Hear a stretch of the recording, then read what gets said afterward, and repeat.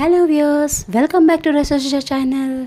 ఈరోజు మీరు చూస్తుంది ఇది డలియా కీర్ అండి. డలియా అంటే లాప్సీ అంటాం కదా, అదేని కొంచెం పెద్ద సైజ్ తీసుకోవాలి.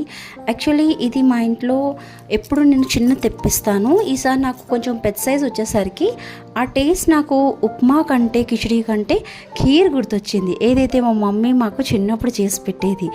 డలియా కొంచెం పెద్దగా ఉండేది, ఇంతకంటే పెద్దగా ఉండేది. మా మమ్మీ చిన్నప్పుడు కీర్ చేసి పెట్టేదండి.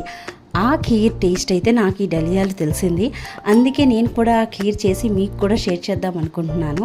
సో ఇది ఏమీ లేదండి, జస్ట్ ఒక హాఫ్ అన్ అవర్ సోక్ చేసుకొని డలియాని చక్కగా వాష్ చేసుకొని సోక్ చేసుకొని దాన్ని కుక్కర్లోని ఏ గ్లాస్తో అయితే మనం ఏ బౌల్తో అయితే డలియా తీసుకుంటామో అదే బౌల్ తోటి మీరు 5 glasses like 5 bowls milk and 1 bowl water add చేసుకొని విజిల్ పెట్టుకుంటాం. ఒక 2 విజిల్స్ వచ్చాక టర్న్ ఆఫ్ చేసుకొని అందులోనే మఖానా రోస్ట్ చేసి మఖానా యాడ్ చేస్తాం. నేను మఖానాతో పాటు మఖానా కొంచెమే యాడ్ చేసేసి కొంచెం పౌడర్ చేసి వేసుకున్నా, ఎందుకంటే మా పిల్లలకి మఖానా తగిలితే తినరు, అందుకే పౌడర్ చేసి వేసుకున్నా. దాంతోపాటు ఒక బౌల్ షుగర్ కూడా యాడ్ చేసుకుంటాము.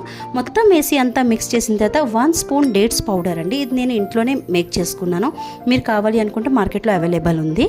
ఇన్స్టెడ్ ఆఫ్ షుగర్ మీరు బ్రౌన్ షుగర్ అయినా లేదంటే జాగరీ పౌడర్ అయినా యాడ్ చేసుకోవచ్చండి. సో చూసారు కదా, ఎంతో ఈజీగా డలియా ఖీర్ చేసుకోవడం విత్ మఖానా. సో మీరు కూడా తప్పకుండా ట్రై చేసి మీ పిల్లలకి పెట్టండి.